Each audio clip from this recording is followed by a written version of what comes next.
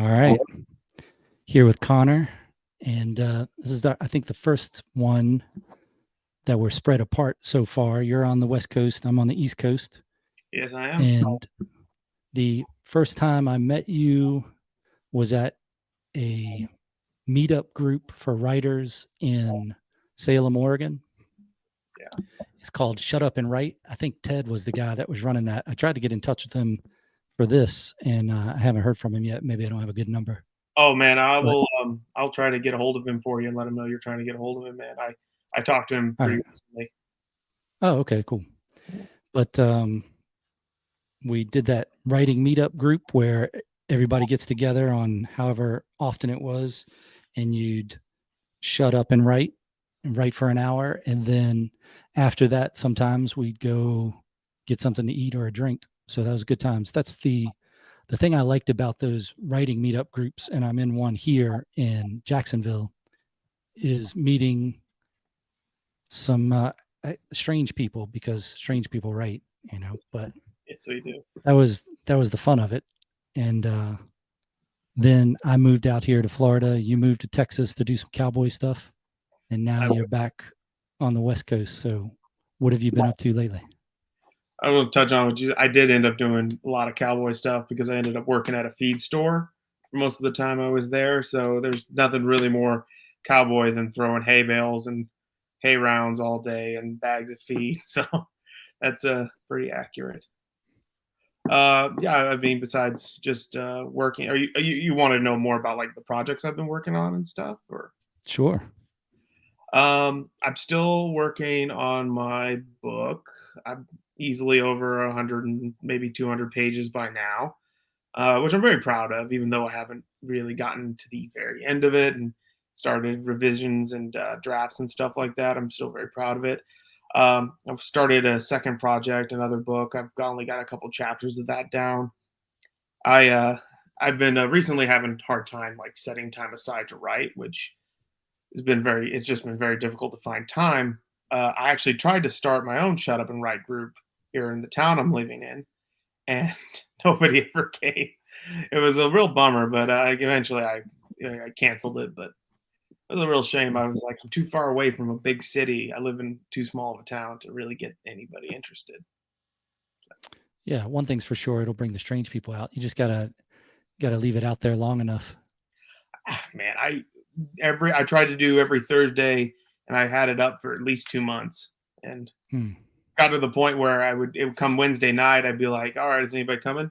No one's RSVP'd, and so I'll just cancel it and go hang out with my friends. Did you have it in like a restaurant or a Yeah, public place like that other one was?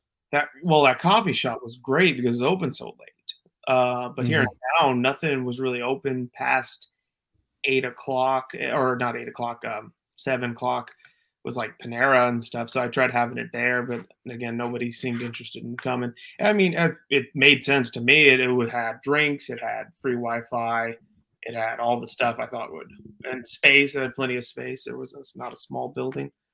That was a Yeah. shame, but maybe I'll try it again in a year or two. Hmm. Yeah. So this the book that you're working on, is that the have you had any other books before that, or is this your first big book that you're doing? Yeah, this is the first big one I've ever really tried, and again, I've just been a life goal of mine to finish it, get it to a readable state, get it. And again, I've always said if one person reads it and enjoys it, that's success. That's all I ever really wanted from it. Everything else would just be icing on top. What I guess it's science fiction then, if it's you said it's 100,000 words or more? Oh, it's a fantasy. Fantasy. Okay. Of course, I haven't cut anything out of it yet, and I definitely will need to cut some parts out. In fact, the other day I was at work thinking to myself, I'm like, yeah, that scene probably doesn't need to be in there. I should cut it out and replace it with something a bit more story focused. What kind of program do you use for writing? Right now, I'm just using Word documents on my computer. I did have Grammarly for a while, and I definitely want to get it again when I'm more in the editing stage. Because Hmm. the way I write is I don't worry about punctuation, I don't worry about spelling, because I can come back and I can reread stuff and know what I was trying to say, and so I'm saving all that for the for when I'm done. I wrote a couple books with another guy from this writing group down here, just some Okay, small novella types.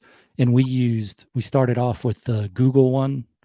And Google Doc. then, yeah, then we went to Dabble because they started using a,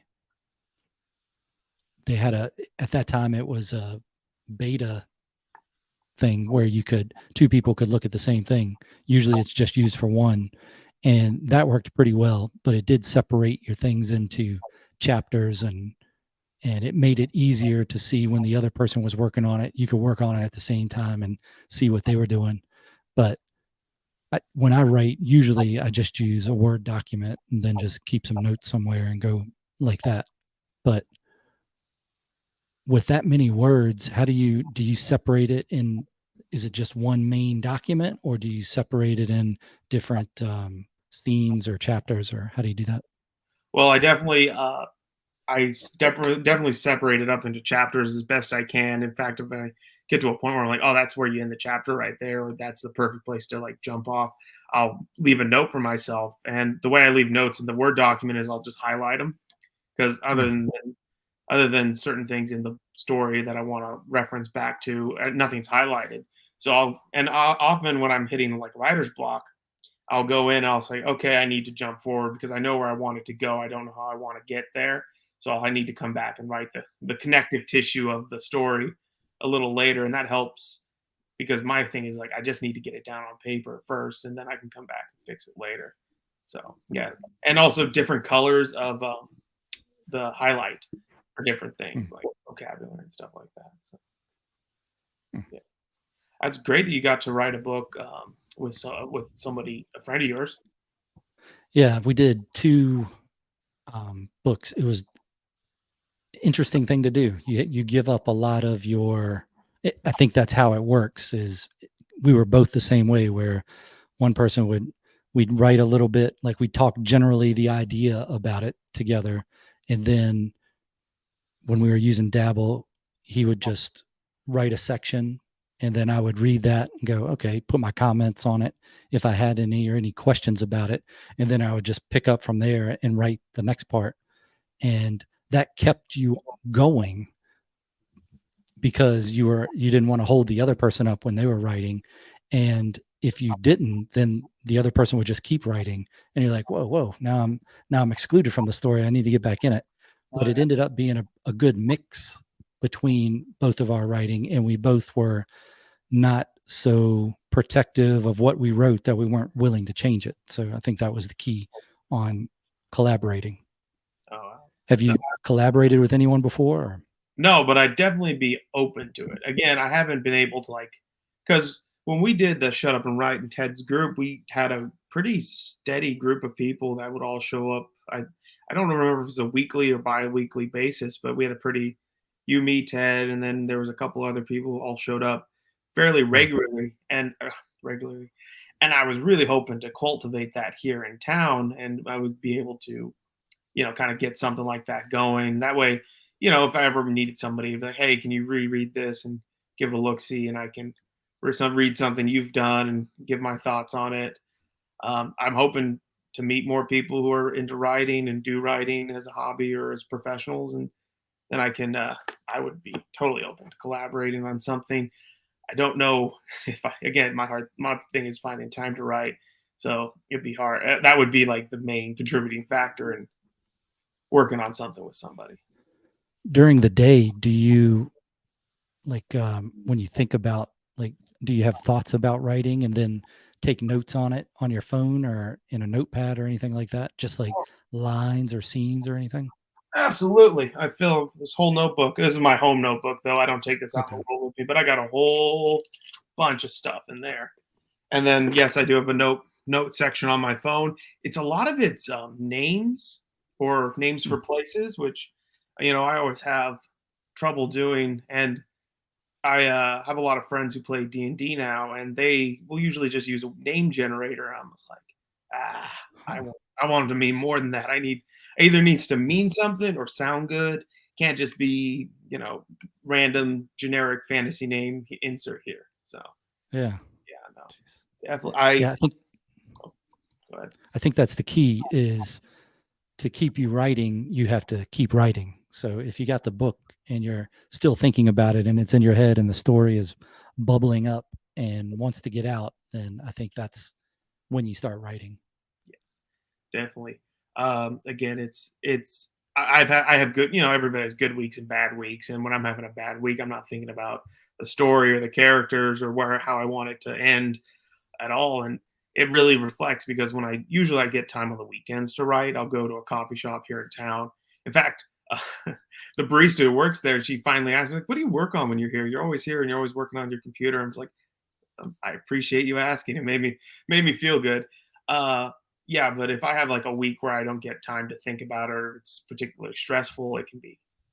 It's like you feel like you've failed in a relationship is the way I think about it. It's like, oh man, I didn't focus on my partner, aka the story I'm working on this week, and Hmm. you know, if it could talk, it would probably berate me for it. Wow. Maybe try to do like 100 words a day or something like that, even like before you go to sleep or right when you wake up. When you were writing regularly, what was your schedule like? When did you usually do the writing? It was it was the funniest thing when I had my best schedule. It was every Wednesday and Thursday because that's what the days of the weeks I had off. It was a coffee shop in Philomath, Oregon.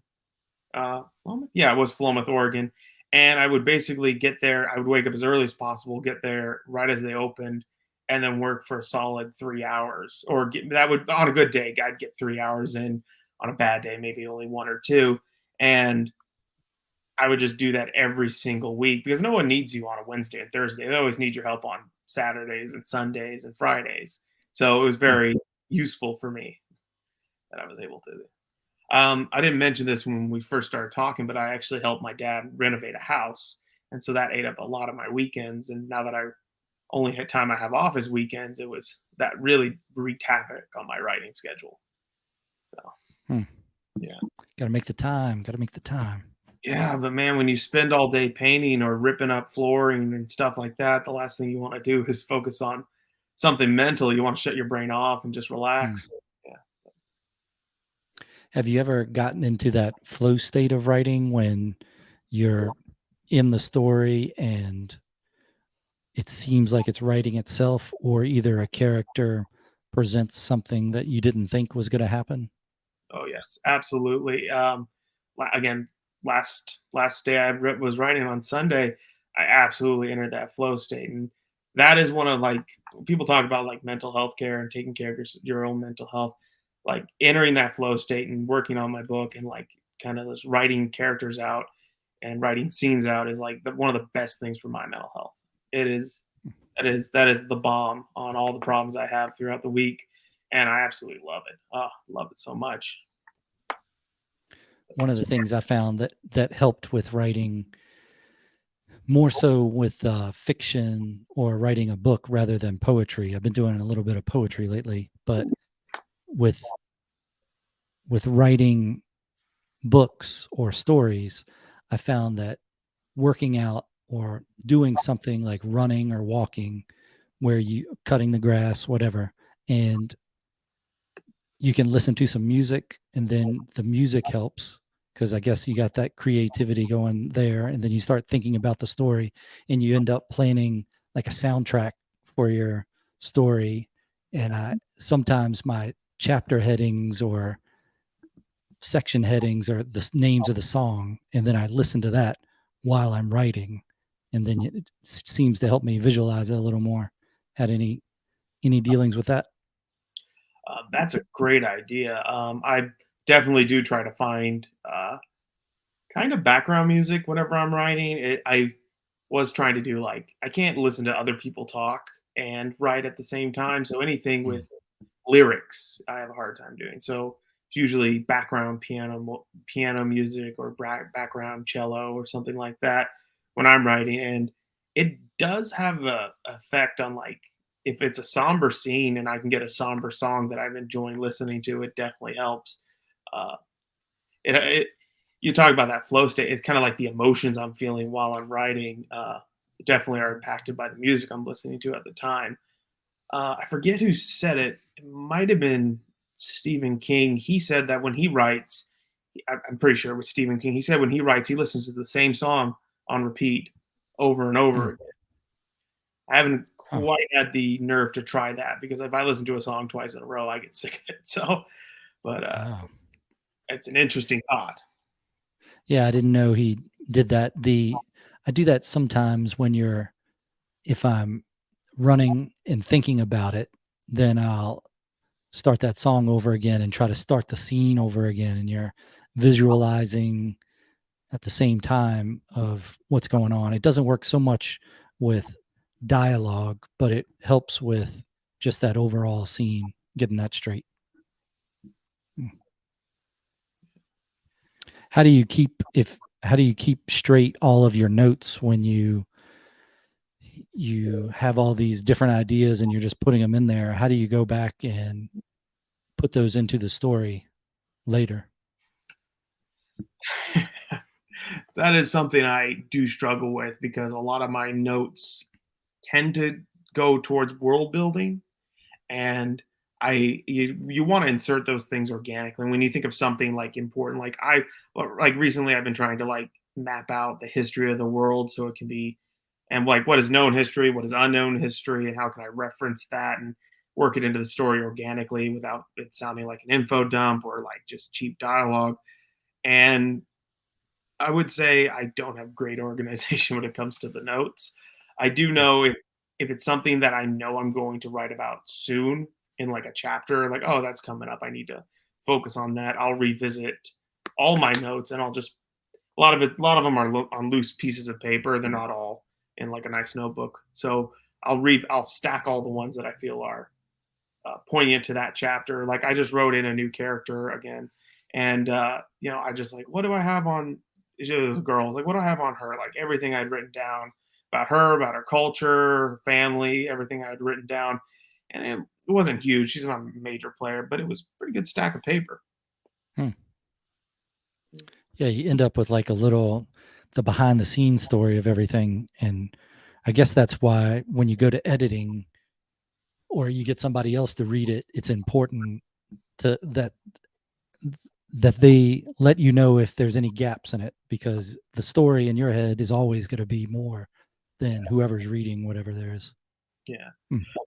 I can absolutely see that happening for my book. It's Swiss cheese right now, and I need to fill in all the holes. But it's been I'm so glad I started it because again it has helped me a lot, and it's just been so much fun, and I get to meet great people like you through my Hmm. writing. It's high praise, high praise. The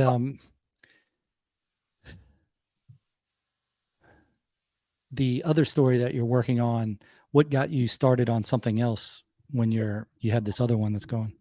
So that one actually has a great like little story. It's not so much a little thing. I was unemployed at the time, and I was looking for a job in Texas, and I was thinking about like what would I really love to be doing right now? And wouldn't it be great if someone walked in and offered me that job? And then I kind of like I was like, well, what would be the great job to do? And it's a silly premise because on it's a premise that had been done before too, so that's why I don't really want to like talk about it. But it's like it basically like what if you got offered that job and that job had like so much more aspects to it than where you had to go away for an internship for like 4 years, and writing about that internship was what I started working on. And this one's set more in like the real world too. It's not as fantastical as the other one, but it still has some fantasy to it. So Do you have other things that you've written before, or how'd you get started with writing? man, well, I mean, I have a lot of school papers I'm really proud of, and I guess I kind of got the idea of writing from a project I had for an English class, and they're like, oh, you have to write a story. It was basically kind of I think he was teaching us about the hero's journey.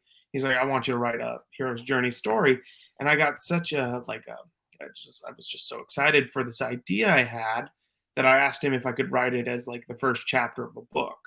And so I did that. I wrote that one as a first chapter book. I think I still have the paper somewhere. And that was that was back in high school, and that really I was really proud of it. And then I started working in Yosemite National Park as a trail guide, and I thought up a just a fun idea of like, what if there was a fantasy story about a kid riding around on a mule in a fantasy setting, and that kind of snowballed into what I'm working on now. Um, and I've just always thought this is something I really want to do. I'm dyslexic, so it would be a great personal like achievement of mine to get that done and have it look great and be like, yeah, I know how to read. I can read. Right. Does dyslexia like flip around letters randomly, or is it always the same letter? You know what it is. Well, the thing I notice so much is I'll be writing out a sentence, and I'll just switch words around. Like they were going, I'll write going, they were, and I was like, dang, It's like a Yoda situation. yeah, it's very frustrating, especially since especially in text messages. Oh my gosh. Can I tell you how many times I get reamed by my friends in group chats about like how I spell and what I spell? It's frustrating. It's just frustrating. Maybe in a past life you were spoke a different language and you structured your sentences differently. Maybe that's what it is. Possibly that would be a great. That would be. I should use that. I was in past Hmm. life. Yeah, I, that'd be a good like sci-fi plot of explaining things like that. It's just the bleed through on a program. that's not a bad idea. Hmm. You can have that. You can have that idea. Thank you. All right. Yeah. So then writing in school and then starting the bigger, I guess if you're over 100,000 words, that's going to be like epic. Are you looking at making that all one big book or splitting it up, or how are you doing that? Oh man, it's definitely gonna be at first. It has to be one book, and I don't want it to be incredibly long. You know, the part is I have a hard time thinking in terms of word count. So I think in pages because it's to people that's well to non people who aren't writers who don't write down who aren't like working on books and stuff. Like it's easier to explain 50, 60 pages. They can kind of they think about that, but I never remember how much my word count is up to.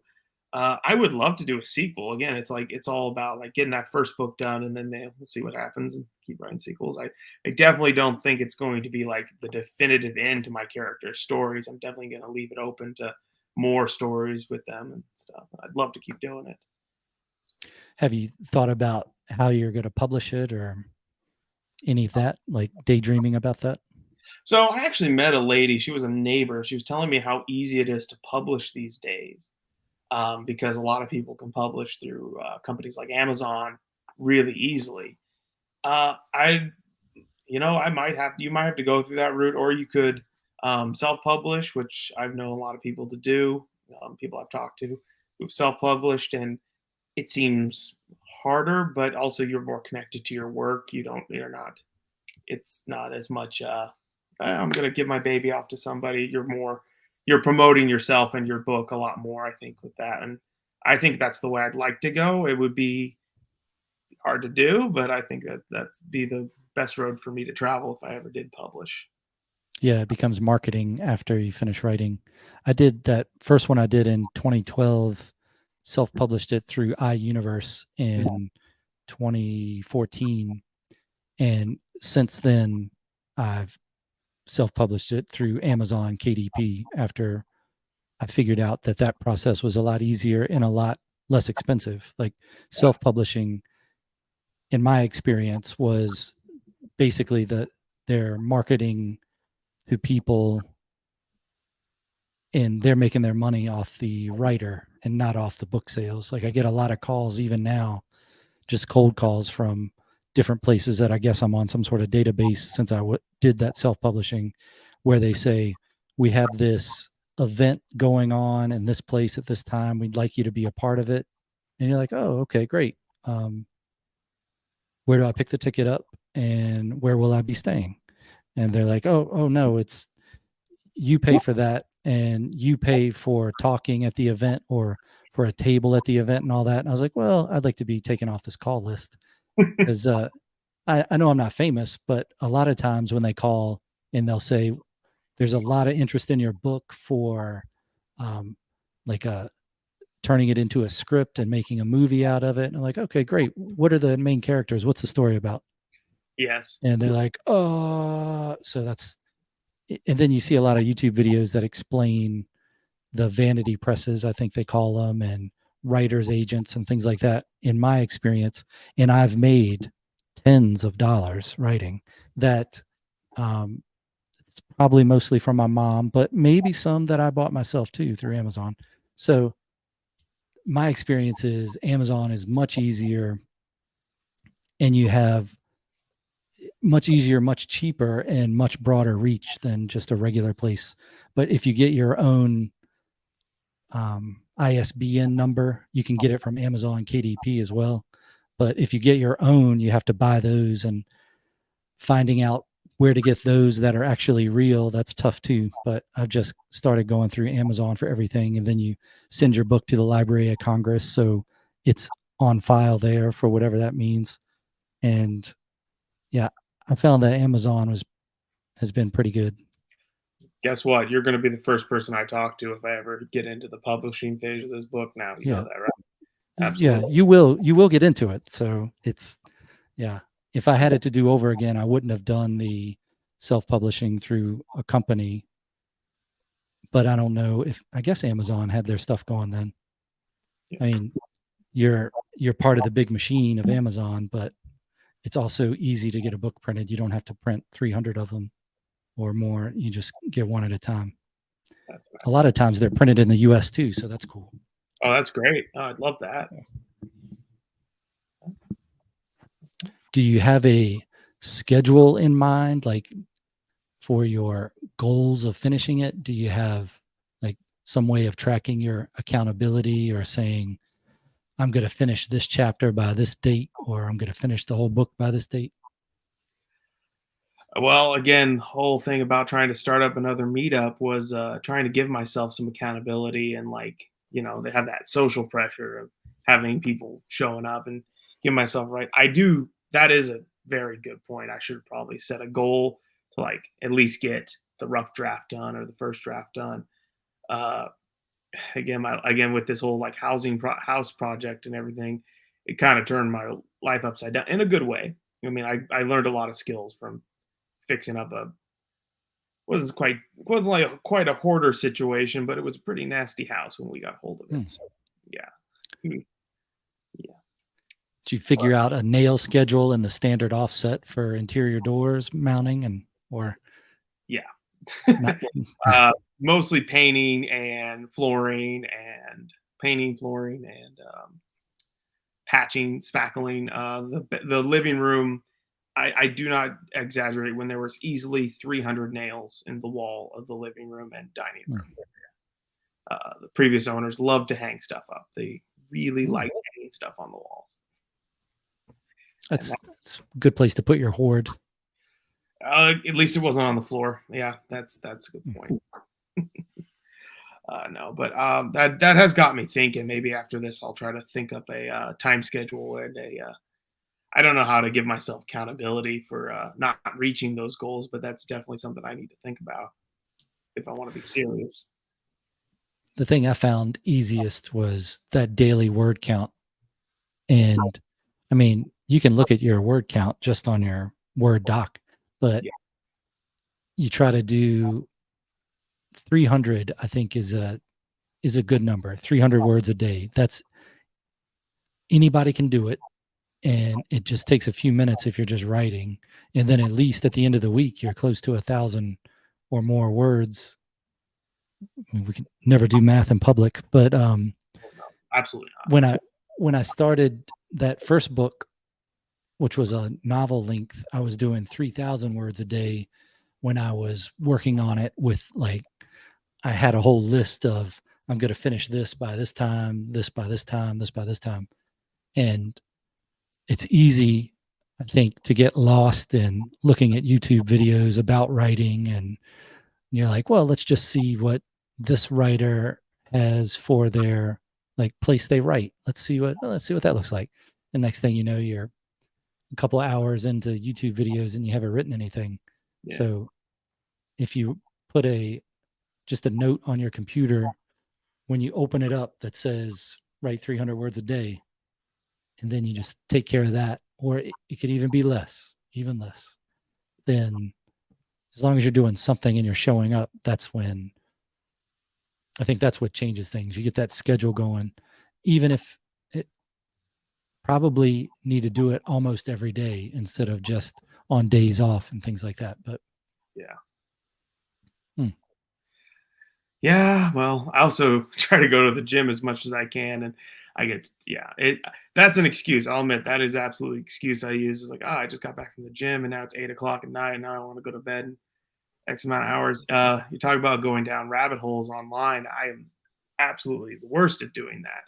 In fact, the again, I keep referencing like when we first met, but that meetup, I would show up an hour early so I could dink around on YouTube for an hour before the meetup, so that I did. It's like okay, I got all the procrastination out before the writers meetup, and I'm able to work on it now. So yeah, it's if you can get to the point where you have some of the stuff you've written that somebody else can read, I think that would probably help a lot too. Like Ted had that book he was working on, and I think I don't know what draft it was, but you write through it or you read through it and then you write. Like I would use different color pens and say, this color is for just what I think about it. Like, oh, I like that scene, or I like that line, or that's good imagery. And then maybe you have another one for questions like, is this person still alive? I thought they were dead back here. Or what, something happened in the story. And then if I had a question about it, of course, I would go back and read and see if I could pick it up. And if not, then you leave the question there. Or just the extemporaneous thought, like a character says something and it makes you think of something else, then I would write that down like, oh, I think this lady is going to do this. And then pages later, you're like, oh, okay, she did. She did do that. So it helps as the writer. Like, even when I wrote stuff, I would have other people read drafts, the ideal reader, if you will, like the audience or somebody that's gonna actually look at it and not just get bored with it. I mean, if they get bored with it, hopefully they tell you and then you can change things. But I think that helped a lot. And I just from sending my stuff to people to read, and then as soon as you send it to them, you're like, man, I wonder when they're going to finish that. So with Ted's, it was a huge amount of it's a big book. And then I think it took me a week or two to finish it. And I brought it we must have done Shut Up and Write must have been, I don't know if it was every week or every 2 weeks. I can't remember, but I remember it took me a few times of meeting before I was done with it completely.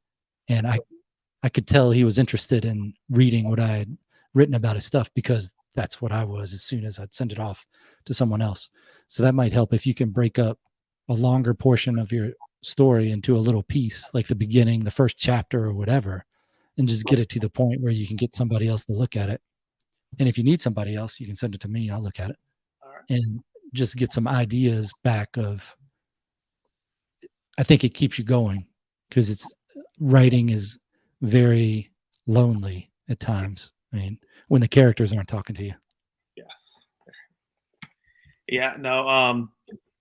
I mean, I have only really I've had a few people read I think the first 2 3 chapters of my book, because I'm very satisfied with those, and I was like, okay, I feel confident giving that. I had really great feedback from some of my friends, and then I think my father he got hold of it. I swear I don't remember sending it to him, but one day while I was still living in Texas, because I was living with my father and mother in Texas, they're like, hey, I'd like to talk to you about your book. I'm like, I don't even remember sending it to you.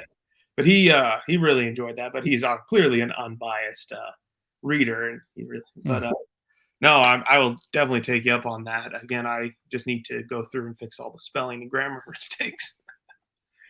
Yeah.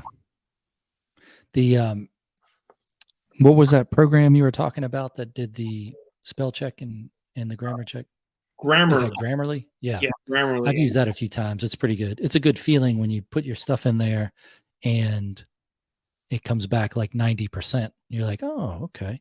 Okay. Not too bad. Not too bad. No. But yeah, you get better, especially if you know somebody is going to be reading it, that it needs to make sense and it needs to look halfway decent. Like if I'm reading something from someone else, I'm not great with editing anyway, like the spelling and things like that. So I would make maybe a small note on there if I thought that word's really messed up, but that would slow me down on reading it. So I'd usually just go past that and deal with it on the final read, or either the person can put it through a program or find somebody else that was an English teacher or something.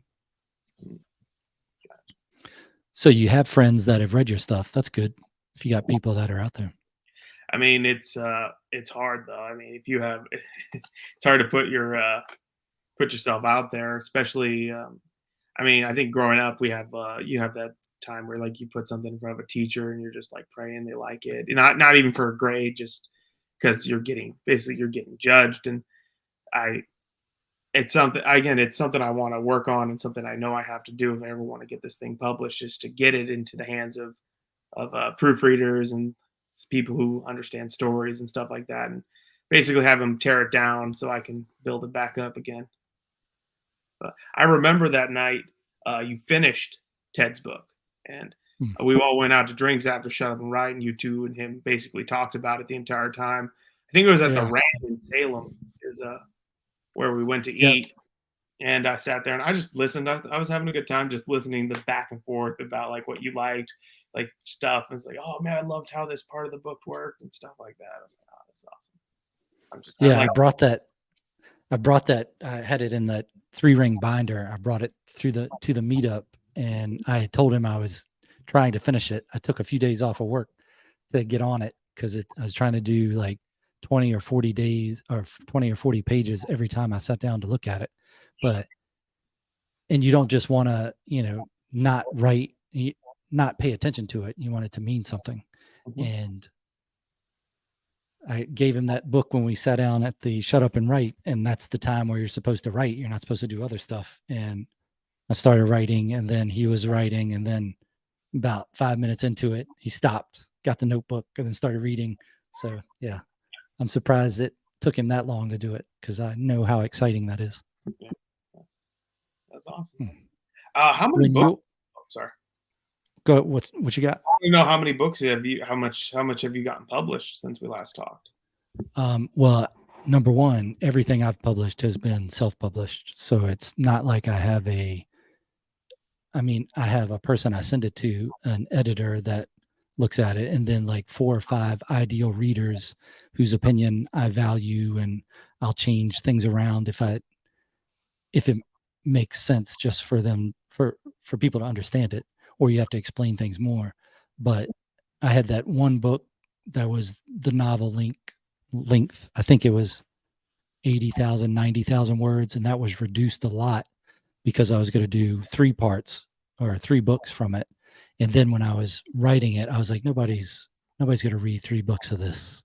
So I condensed it down to one, and so that one's on, they're all on KDP. So I have that one, and then some novella link ones that I wrote on my own, maybe 2 or 3, and then 2 that I wrote with a guy from the writing group down here, and then 2 poetry books Oh, that's and awesome. 1 poetry book that I'm finishing the end of this year.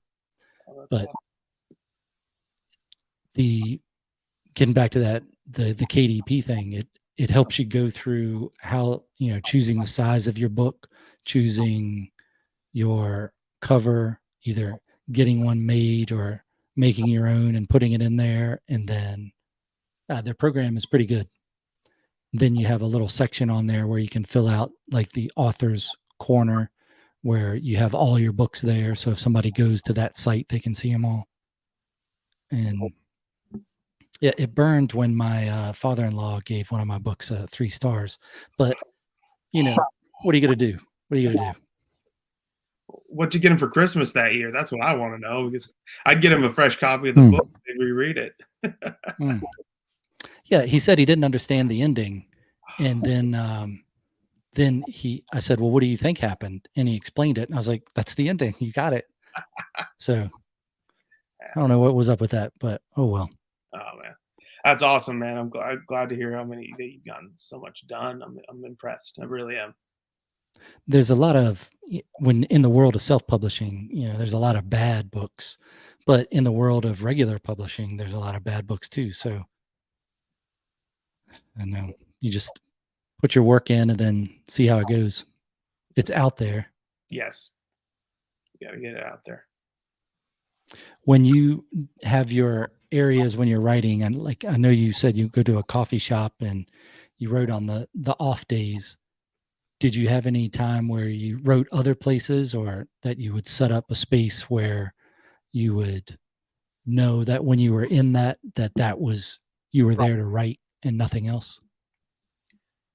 Yeah, I think the reason why I prefer going out and like working in I say working in public, working in coffee shops and stuff is it does kind of like take me out of like basically where I relax, my comfort zone. I'm out in public, and it's not so much that I want to be seen writing. It's mostly just down to it's like, hey, this is business time. This is the time to focus. And um, other places, I'll go for long drives and take a notebook with me. I don't write while I'm driving, obviously, but I will pull over on like back country roads and stuff. And then if I think of something while I'm driving, listening to music driving, I'll write that down real quick and revisit it later. Uh, and then at work as well, I'm fortunate enough to where I'm working mostly working with my hands and not like typing or paperwork, so I'm able to like I can quickly jot down notes while I'm working, and it's kind of like getting to the place. Like I'm also very comfortable there too, so I'm like relaxed, I'm comfortable, and I can let my mind kind of wander while I work, which is very nice. Do you have any other like plans of books in the works, or are you set? So I will okay. So it's again, there's that one I got. I called the working title of that second one, the one I got while I was in Texas, called Paid Internship. I'm going to be honest with you. It's very similar to the plot of the Santa Claus. Hmm. Um, and so I'd like to get that one done. I see again. I always seem to work on it around Christmas time, which is and as I said before, it is kind of something that's been done before, and I don't know if I'll ever actually publish that one, but I do want to finish it at least and be like. And I also kind of wrote that book as more in mind of young readers, like 9 to 12 year olds sort of thing, or not 9 to 12, but like 9, 10, 11 year olds would be kind of the target demographic of that book. I also did really, I mean, I say I got kind of bit by the whole like superhero bug that we're all Hmm. collectively getting over now. And I'd love to write a graphic novel, like, and get somebody to illustrate it. That particular story is all notes right now. It's all basically just like character names, what they're pulling the story is, like the main villain's name, her backstory, that sort of thing. And I was like, man, that'd be great if I ever connect with an artist, or I get this written out and I connect with an artist and get a graphic novel. That would be incredible because I've always loved graphic novels and comic books, and I just don't have the ability to draw it myself. Hmm. When we were in Salem, I tried to get a local artist there to do a storyboard for a show that a friend of mine wanted to do, like a cartoon type show, like a South Park type cartoon. Yeah, And my pitch wasn't good enough because she was not interested. But I think now the thing you could do is use some AI program and do like put in just keywords or put in your whole story really and say, can you draw a picture of this scene or from this page to this page? I think you could probably get something that was pretty good. I saw at, I can't remember where it was. I guess it's a YouTube video or somewhere where a person was talking about they just put in verses from the Bible and they were using the Sermon on the Mount, and they showed the pictures that the AI generated. So they put in one verse, not say it was from the Bible or anything, and they ended up with like a stormy looking sea that looked like that Renaissance time painting, and it had a boat, a sailboat with people on it, and one of them maybe could be Jesus, and you're like, wow, that. So some of them were good, and then he showed some other ones that were just like they were a little more abstract. But I think if you put in the right keywords, you could get something for a graphic novel going. I thought about doing that for one of the books, is just like using it to make the title or the cover page, and then just saying put the whole book in and go, what's a title? What's a cover for this book? But I haven't done that yet.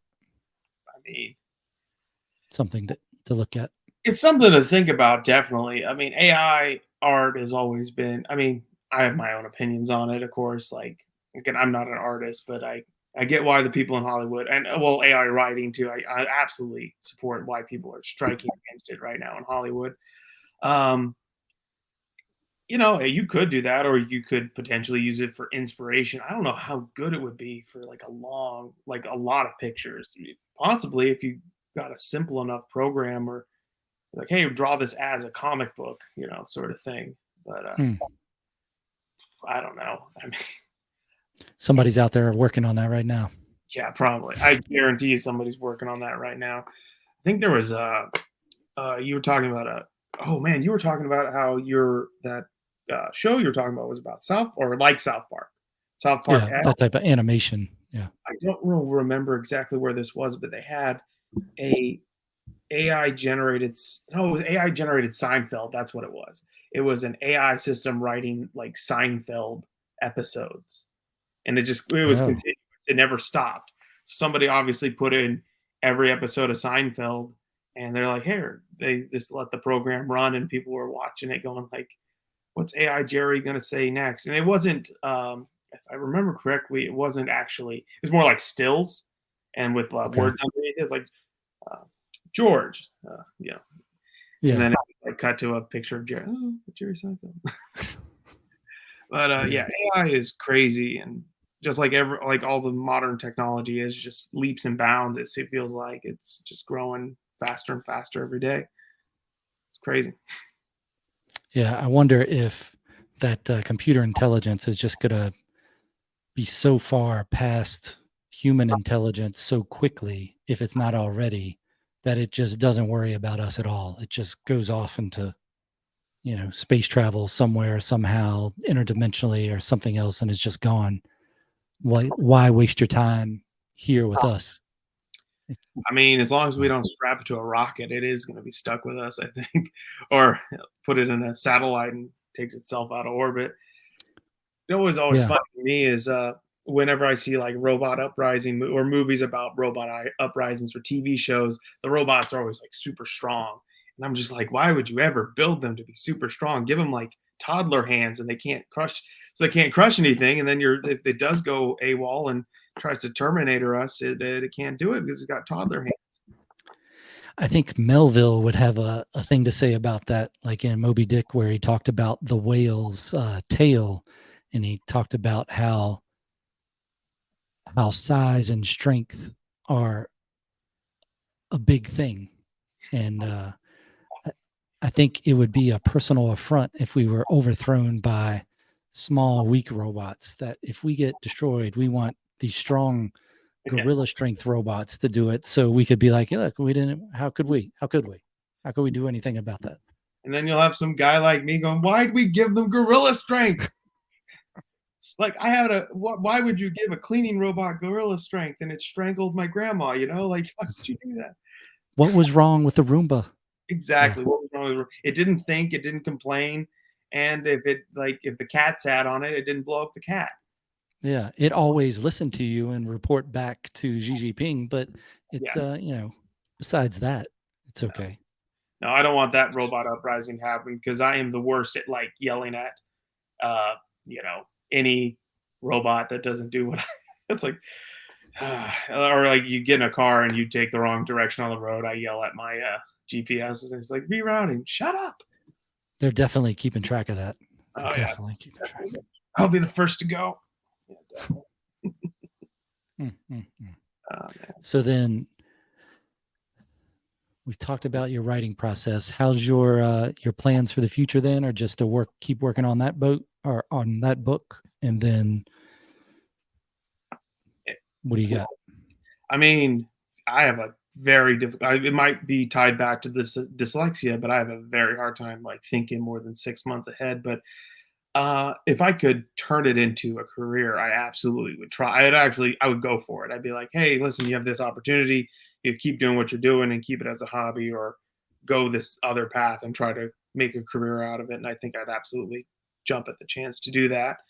Uh, Again, just turning something you enjoy and something you love into your job is like, that's the American, that's part of the American dream, at least, Uh, so my plans for the future is to hopefully get this done, get my first one done, and then immediately start working on the next one, and just kind of try to keep that momentum going and see Hmm. where it takes me. Start rolling down the hill and see how many rocks you hit on the way down. Yeah. Well, I expect to see, I expect to at least see an outline of what you plan to get done, and then some samples of the writing, at least in Yeah, the near future. yeah, I definitely do. It's set in stone now. It's on recording. I got to make sure I actually get. I got a lot of fire under me now, but now that it's out on paper and stuff like that. Yeah, yeah. And then maybe start the writing group again, and just make it a time where you're normally hanging out with your friends anyway. And then I tried starting some in Salem before I found the Shut Up and Write, and I would have like just a statue, and that's how people could find it. I think I had like a dragon statue, and I would just set it on the table and say, That's this awesome. meetup's going to happen at this place at this time, and look for the dragon on the table. Just don't use a pineapple upside down, you know, don't use that. Yeah, That one's out. man. That's your other meetup group. I don't think they have that one on Meetup. Maybe Craigslist. Maybe I'll find a Craig. Maybe that's the Meetup for the Craigslist group. Is the upside. Okay. Okay. All right. Well, I appreciate you being on here today. Do you have any like links or other things you want to add before the end? No, I just want to say thank you for having me. This has been. I've enjoyed myself immensely. I was nervous all day, but this has been a lot of fun. Hopefully, Yeah. maybe you can have me on in the future sometime. I'd love to be back. Yeah. Yeah. Get that book finished. There's some more accountability for you. Exactly. Let's Yeah. get that done. All right. All right. Good to talk to you. I'll talk to you after this. All right, man. Thanks. All right.